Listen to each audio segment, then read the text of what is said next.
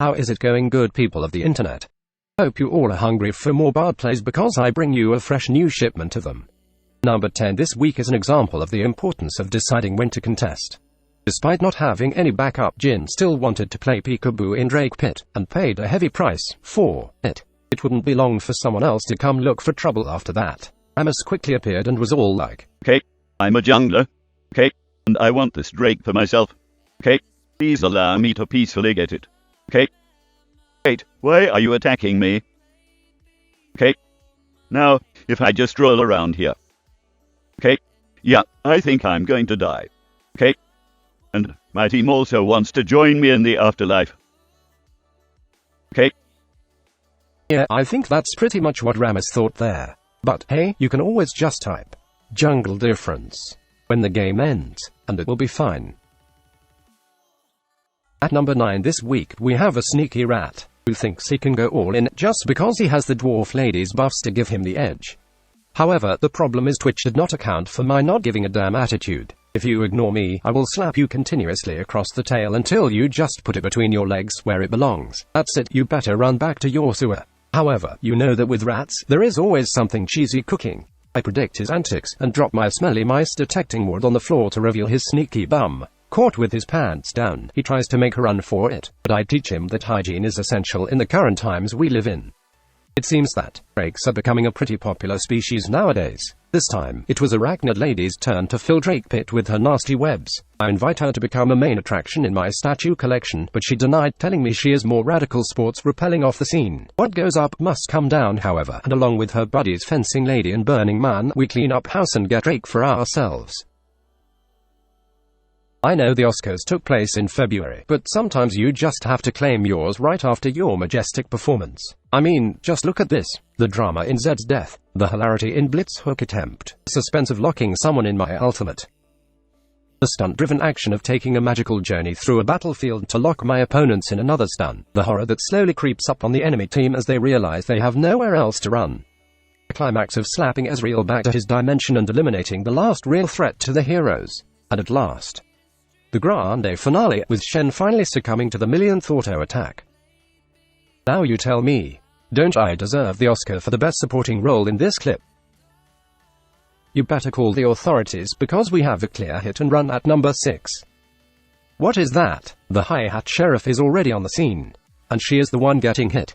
Well, that's awkward, but hey, if she is going to ditch bootleg Joker behind and run away, I think she deserves it. We deserve more courageous officers of the law on patrol.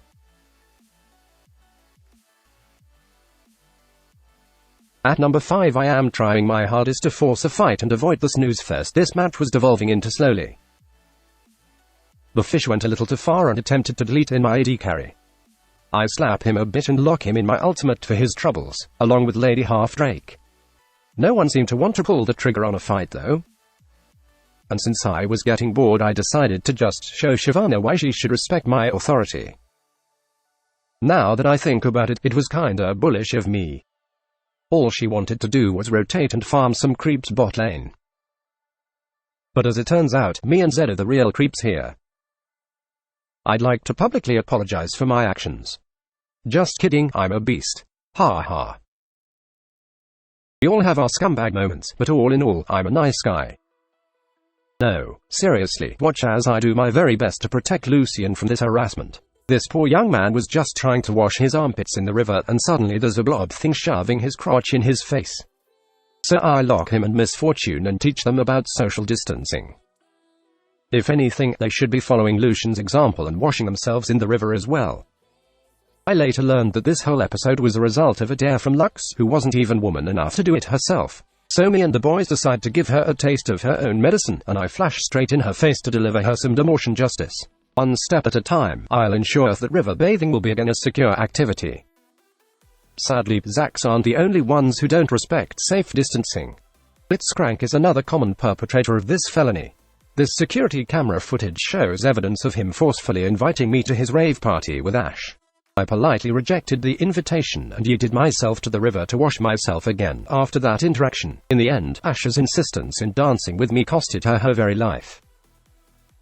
Sometimes you are calmly strolling through bot lane only for some rude elitist dwarf Einstein wannabe to interrupt your peaceful walk with a TP.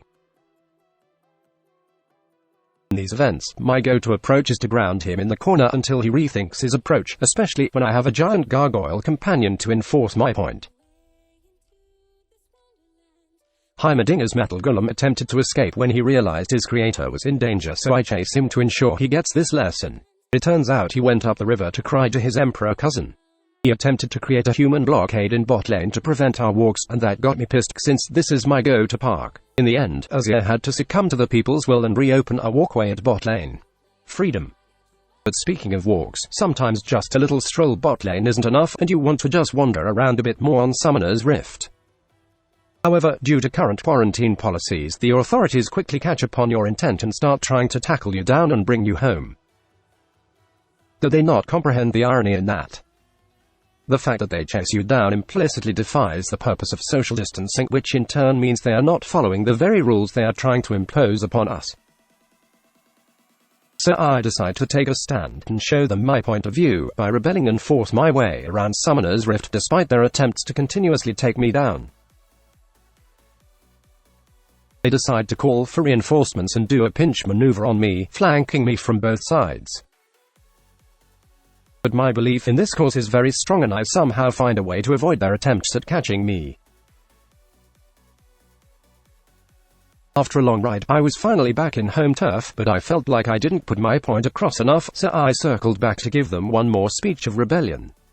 At this point, however, a special agent was called to take me down, so I had to once again pull some special evading moves to get away back home. Despite not accomplishing much, sometimes the small victories are the key of proving a bigger point. To aid me in this rally, smash that like button. I'll see you again next week. Goodbye.